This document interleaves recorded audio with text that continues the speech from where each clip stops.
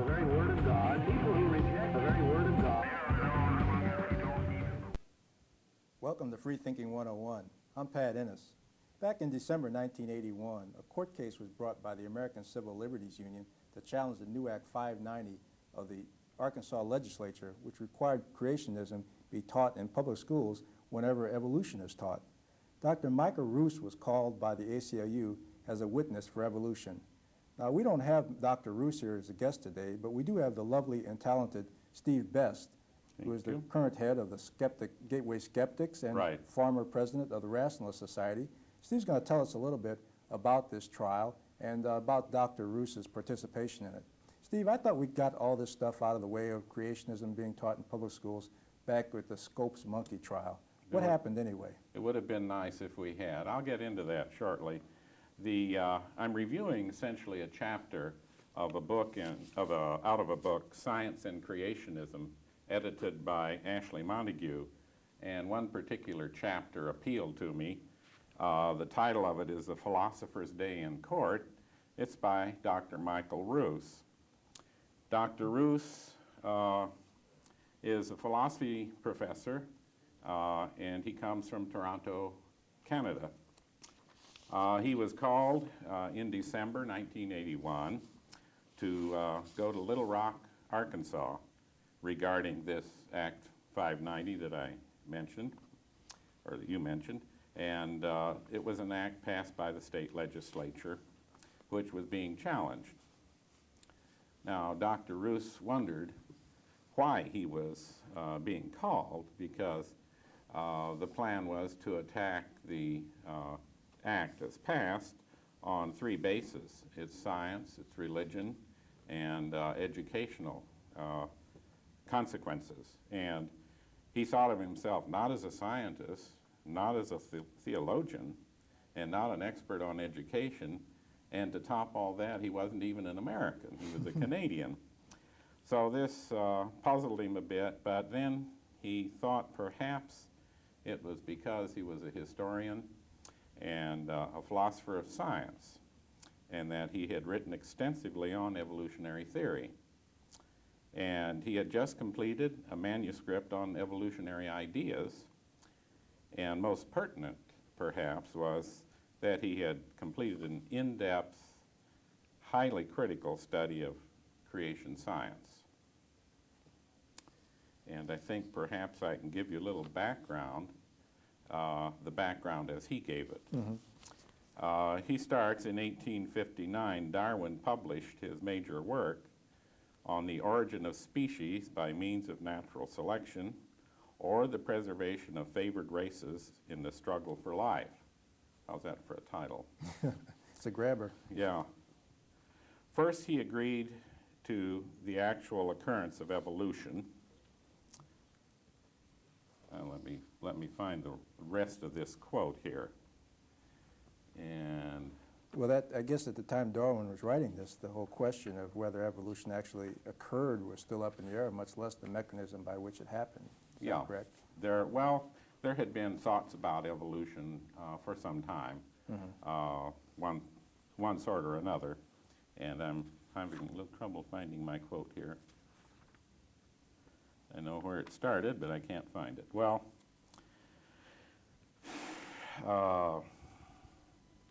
this was I didn't put my page number down. Anyway, it was that all organisms, including ourselves, are descended by a slow natural process, gradually modifying from one or a few original forms. And the second part of what he believed was he supplied a mechanism for the evolutionary process, and this was natural selection. And this was in Victorian Britain at the time, and for the most part, the general public, the general public that heard about evolution, which is probably not a large portion of the public, but most of that part of the public was really negative toward what he was saying about evolution. Man descended along with the apes and so on. Well, actually, I guess there was a lot of misconception where people tended to interpret these theories as saying that man did descend from the apes quite Right. literally. And Yeah. you see a lot. Well, that's even today, people have that idea. On the other hand, among the scientists and the intellectuals, there was a certain amount of acceptance of what he had come up with. And a literal interpretation of the Bible was rejected by this small segment of the population in Britain at the time, the scientific and intelligentsia, and evolution was welcomed, although Darwin's mechanism was troublesome to them. They simply couldn't see how blind law or chance could lead to the intricate adaptations that we see around us. Mostly, however, as I mentioned, many people rejected everything he claimed. Well, you know, Darwin himself was not an atheist or a free thinker. I guess we should point out he was, till the end of his life, in very good standing in his church, and in fact, he is buried in a church now in England, and he was held in very high regard by the church officials, despite the fact that many people interpreted what he did as really undercutting religious faith. Right. Actually, many scientists of the day were, they had their religious orientation and so on. I presume some were deists.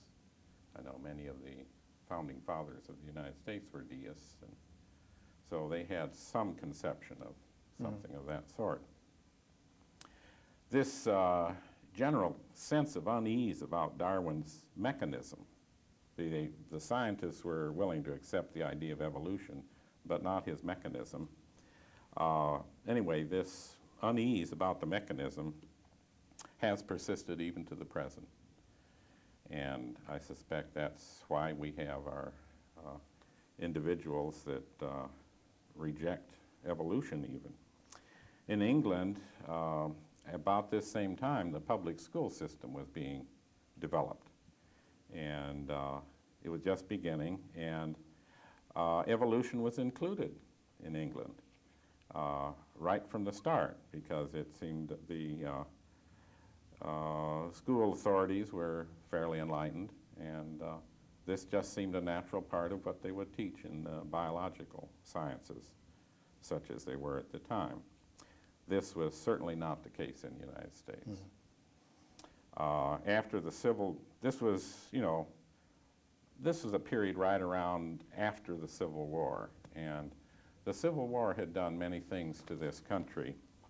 It had driven some people back to the Bible, or maybe they hadn't strayed from it, but there was a lot of dependence on biblical literalism at the time. It's flourished. And when they thought of teaching evolution in the schools, then immediately there was an outcry about this. And there were certain zealots that started to monitor the teaching and contents of science classes. Does this sound familiar? I think I heard of that happening yesterday. Yeah, and they required that the science classes follow the Old Testament. And so there were problems about this. Bringing up a little closer to date, after World War I, fundamentalists achieved some successes. The teaching of evolution was prohibited by law in some states, and that included Tennessee.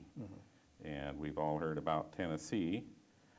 In the 1920s, John Thomas Scopes was tried in Tennessee for teaching evolution. Now, this was really a sort of a setup case because they wanted to test it, and Scopes was the individual that was willing to be the test person. The defendants at that time, that'd be Scopes and those that were working with him, they were refused permission to present witnesses on evolution. Now here's the case, and this is one that most people know about. Here was a case about evolution, and you can't bring an expert witness in to testify regarding evolution. They were all rejected. The case was considered very narrowly on the point of there's a law that says you will not teach evolution. Did you teach evolution? Clarence Darrow, a very famous attorney at the time, he cross-examined William Jennings Bryan. I think most of us have heard about William Jennings Bryan. Presidential candidate. Yeah, a presidential candidate. I think it was more than once. I'm not certain. Perennial presidential candidate. Yeah. Anyway, he was cross-examined by Clarence Darrow on the literal truth of the Bible, because he did state that he believed that every word was true in the Bible. And Clarence Darrow really made, well, you could almost say made a monkey out of him, but I wouldn't say that. he wouldn't say that. Okay, anyway, it really demonstrated to the public, what the trial was all about. Nevertheless, though, Scopes was found guilty because he had taught evolution and the law said you shouldn't. He was found guilty. It was really considered to be a moral victory for the defense. And many other states quietly shelved their proposed anti-evolutionary monkey laws. It had been a thing that was picking up some momentum and stopped the momentum in its tracks at that point. But I guess the important thing is to remember that it didn't overturn the Tennessee law. No. Actually, that wasn't revoked until the 60s, so that's some time later. After the 20s, fundamentalism lost some of its punch, but in the 1960s, there was a resurgence of it, and it's rather interesting how this came about. You remember Sputnik? The Russians put a grapefruit in orbit, or at least grapefruit-sized object. And this really startled the United States, and there was a great reawakening regarding science, great interest in science, which of course included biology and evolution. And so new textbooks were written, and evolution was certainly considered to be a part of this. And that was good. Here's good science coming out. But in the 1960s, well, as I mentioned, in the 1960s, the Supreme Court finally overturned the Tennessee law, ruling the teaching of evolution as constitutional. You could teach evolution. Well, it should be sort of obvious, really, because it follows the Bible story as closely as possible when they teach these classes. So it's kind of obvious that it was religiously based. It's, the only thing that's surprising, it took the Supreme Court so long to come to that conclusion. At any rate, although there was this reawakening for science, evolutionary biology was too much for the biblical literalists, and there were still many people around that had this kind of an orientation. They felt they had to do something about the situation. Now, the law was clear. Evolution could no longer be the direct issue since the Supreme Court decision, and furthermore, because of the separation of church and state, religion could not be taught as religion in the schools. So what's an active, interested creationist to do? This did put modern-day creationists in a bind. They would like to exclude evolution, but they can't. They would like to include Genesis in the schools, but they can't. So what they did was try to slide Genesis in sideways. This is the language that was used by the writer here. By claiming that Genesis can be supported by the best principles and premises of empirical science. Now, this quote I do have.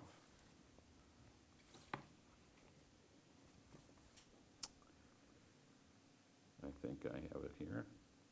In other words, as scientists, people can argue for instant creation of the universe, separate ancestry for man and apes, a short time span for the Earth, between approximately 6,000 and 20,000 years, and a universal flood over everything at some later date. So these are the things they felt they could scientifically demonstrate. Well, how can they go about doing that, though, Steve? They call it creation science, but their words sort of stick in my craw every time. How do they? It's sort of an oxymoron. Yeah. Well, they did develop a new organization. This was in, I think, the early 70s. I'm not sure the exact date, but they developed an organization for scientific creationism. There have been, I think, about 500 full members of this organization, and one requirement is that they have graduate degrees in science. Now, very, very few of these individuals have degrees in biology. You'll find some having degrees in, they might have it in engineering or things of that sort, but not in biology. The leading creation scientists are in this organization. Henry Morris and Duane Gish are two of the best known.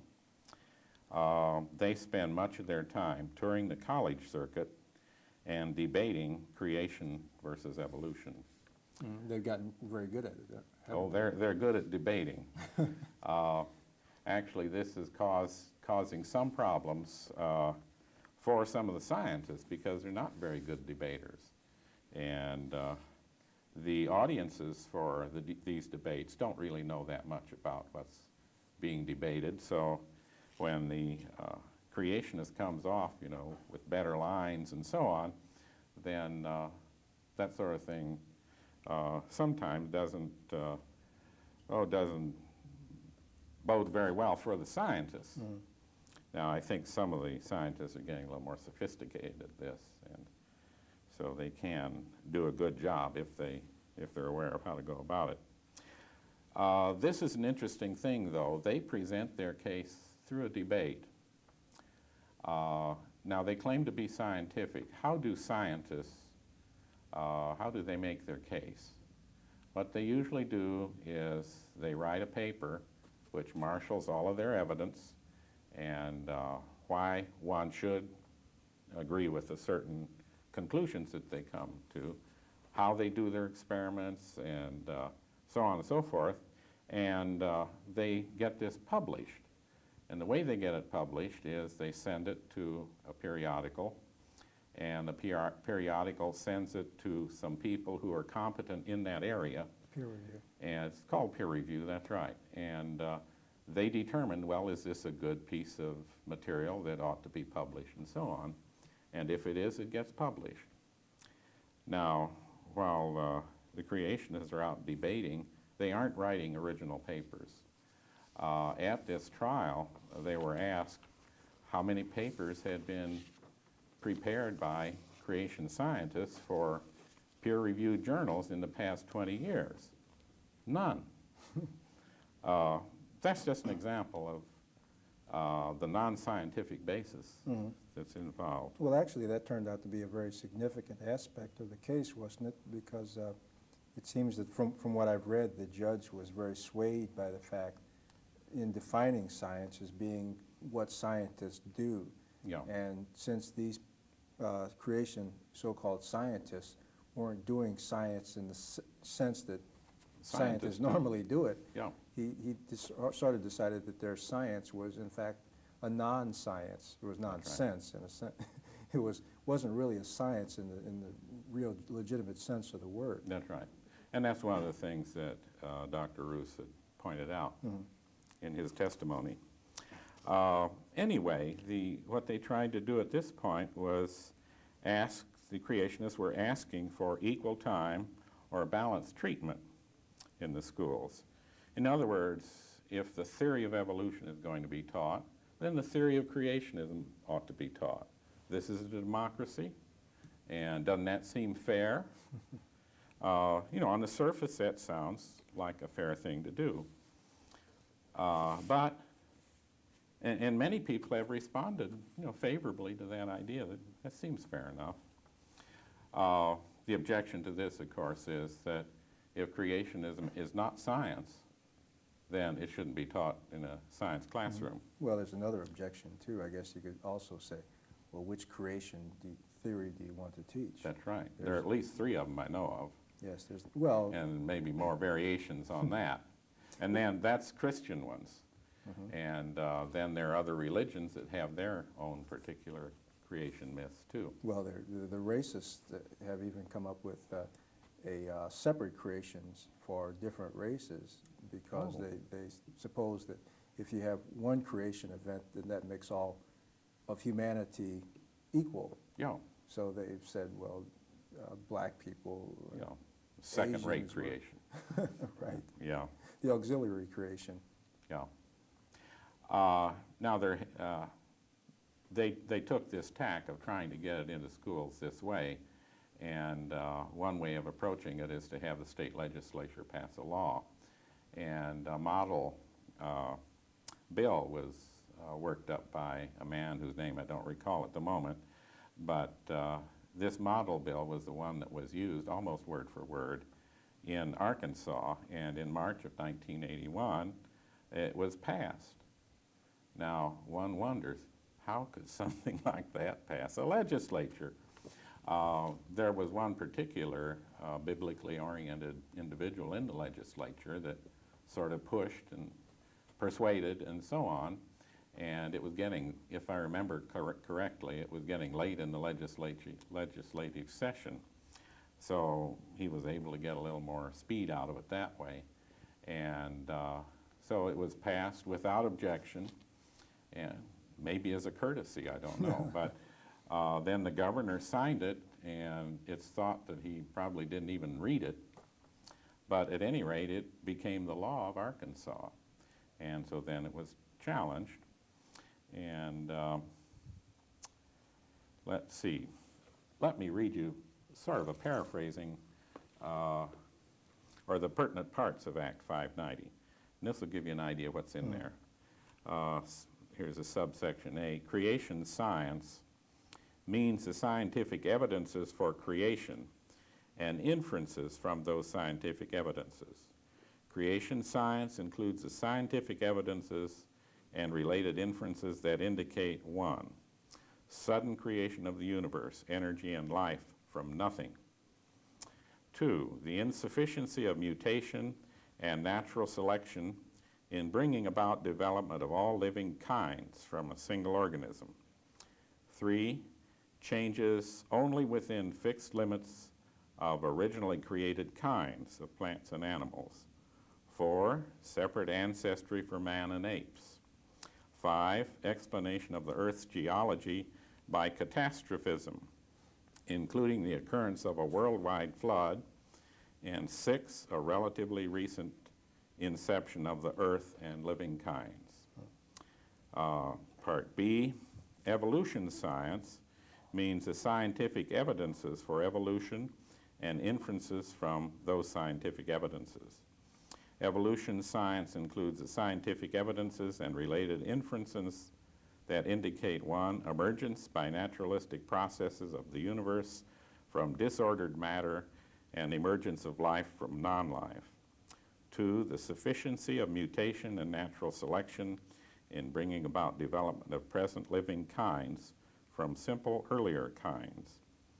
3, emergency, they really meant emergent, by mutation and natural selection of present living kinds from simple earlier kinds. 4, emergence of man from a common ancestor with apes. 5, explanation of the Earth's geology and the evolutionary sequence by uniformitarianism. And 6, an inception several billion years ago of the Earth and somewhat later of life. And then section C, public schools means public secondary and elementary schools. So those are really pertinent parts. So actually what the law was saying then was that students had to be taught 2 completely divergent and contradictory theories concerning the origin of life and That's right. the universe. And if they had taught these 2, why not some more? I mean, there are many more explanations. So Dr. Roos, as a historian, could give the judge some of the general background to the story of man's quest for ultimate origins, and that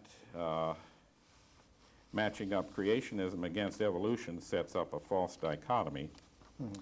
This was an exhilarating experience for Dr. Roos, he said, as he felt he was able to make a practical application of his philosophical training. Yeah. Steve, could you, I understand recently you attended a meeting of creationists. Could you tell us a little bit about the Yeah. atmosphere you encountered there? Yeah. Let me, before I get to that, just say that, just to round up the whole thing, the witnesses were present and they were cross-examined and all that, and the evolutionists demolished the creationist view, and the decision was in favor of rejecting the law. And it ended up that it was null and void. And reading the judge's decision is really an excellent thing to do. That's also another chapter in the book, and it's worth reading. But you would think this might put an end to all of this, but did it? No.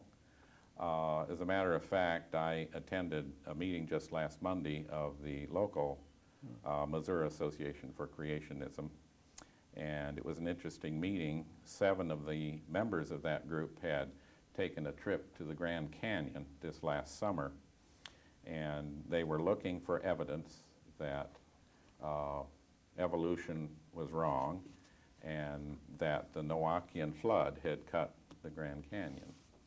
So it's still alive, and they're still trying to get into the schools in one way or another.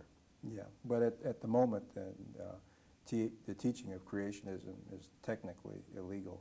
That's correct. In just about all locales. In public schools. In public schools, of Right. course. Well, thanks, Steve. That's been pretty interesting. You know, I guess 1990 has been declared unanimously by our Congress as the year of Bible reading. So Yeah. I think we should. We'll see what happens. We should all go out and spend a lot more time reading the Bible so we can be ready for this. I think we can expect a lot more battles in the future. Yeah. I want to thank the viewers for joining us tonight. You've been watching Freethinking 101, brought to you by the Rationalist Society of St. Louis. I want to thank our guest again, Steve Best. If you'd like to get in touch with the Rationalist Society, you can write us at Post Office Box 2931, St. Louis, Missouri, 63130. Or you can also give us a ring, leave a message in our voicemail box. The number is area code 314-298-6649. Thanks again. We'll see you next week.